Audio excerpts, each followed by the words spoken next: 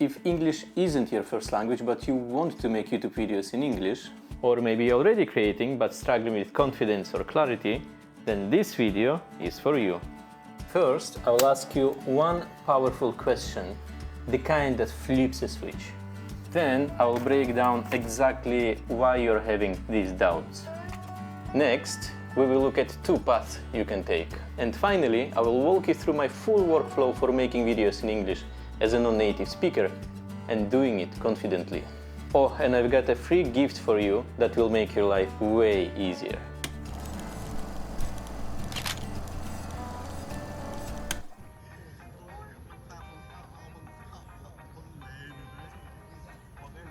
Let's start from one...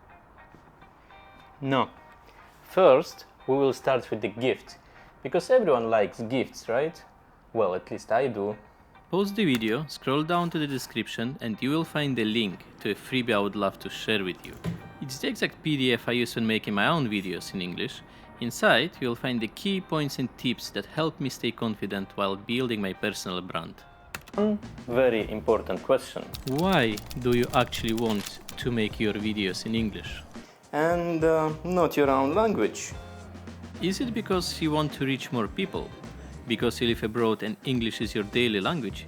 Maybe you are chasing growth, or maybe it's something deeper, a voice inside you telling you to go global and share your story with the world. Whatever your reason is, own it. Because if you don't know your reason, doubt will win every time. Now, if your native language is Spanish, Chinese, Russian or French, I would actually encourage you to do some solid research before launching your online content business in English.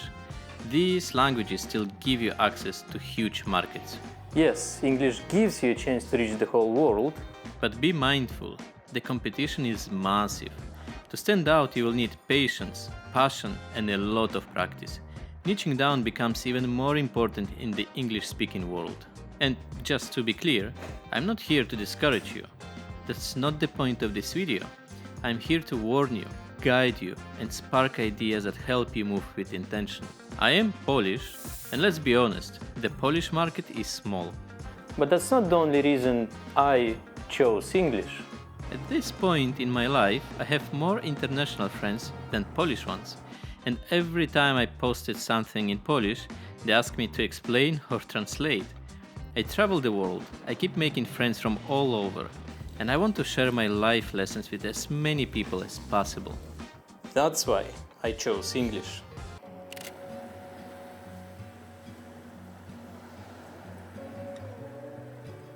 Now, many non-native English creators hit a mental blockage. Instead of focusing on what to say, they get stuck worrying about how to say it. But here is the truth. Your accent is your story, not a weakness. Trust me, most viewers don't care.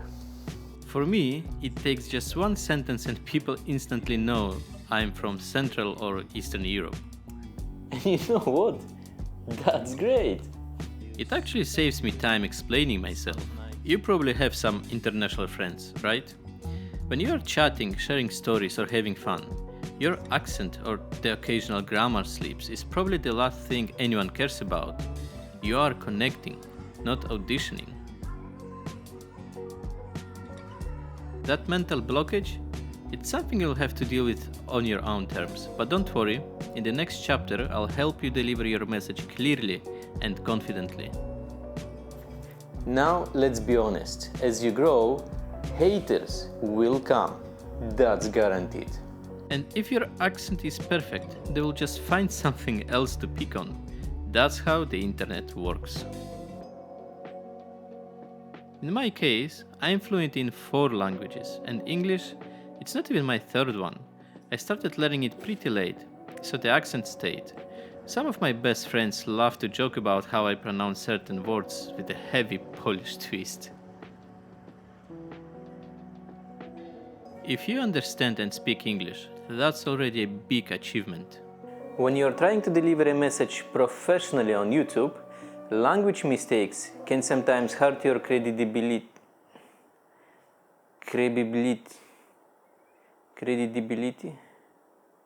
Wait, what's my credit score? Language mistakes can sometimes hurt your credibility. Especially if your content is about education, coaching, or building authority. But that's not the end of the story. You can work with that. And in the next part, I will show you exactly how.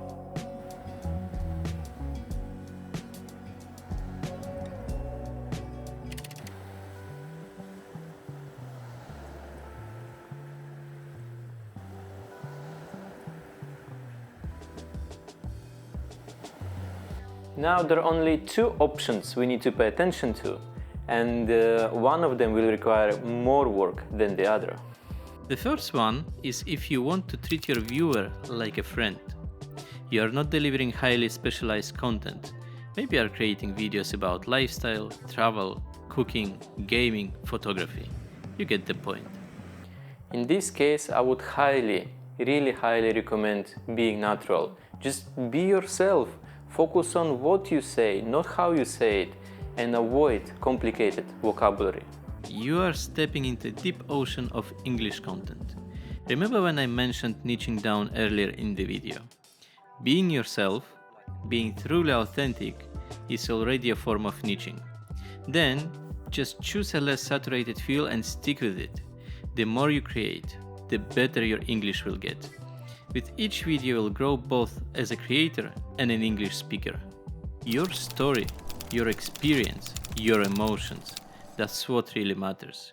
Most importantly, you have to enjoy the process. If you want your YouTube channel to grow, you need to have fun doing it. Viewers are smart. They can feel whether you enjoy what you are doing or not. Your mood flows into the video and directly into your viewer's experience. And again, at this point, there is almost no difference between creating content as a native or non-native speaker. The key is the same, and I mentioned this in the freebie. Get a strong packaging, a good title and thumbnail, and deliver your story. And above all, make sure your audio is clear. Clarity wins. Your viewer has to understand you. That's what really matters. Now let's move into the more complex option, but don't worry, I will help make it easier. This is when both what you say and how you say it matters. I'm talking about educational or specialized content, when you want to position yourself as an expert. Think about it. Even in your native language, if someone keeps making basic mistakes, you take a bit longer to trust them. The same applies to English. I'm not saying you should give up on being an expert, not at all. It just might take a little longer to build that trust, but that's okay.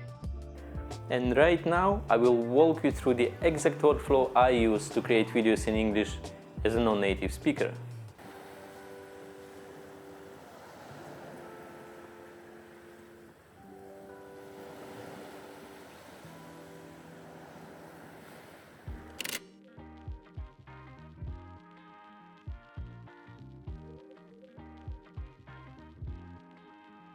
First of all, make sure you have at least some bullet points for your script.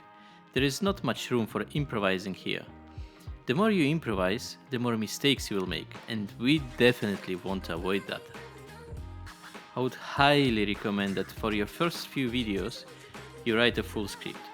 It will help you stay confident, stick to the topic, and most importantly, avoid mistakes. Now, many big YouTube experts say, don't use a script. But in our case, we can't afford to follow that advice. Here is the sequence I recommend. Use Google Docs or Notion. Choose a topic. Do your research.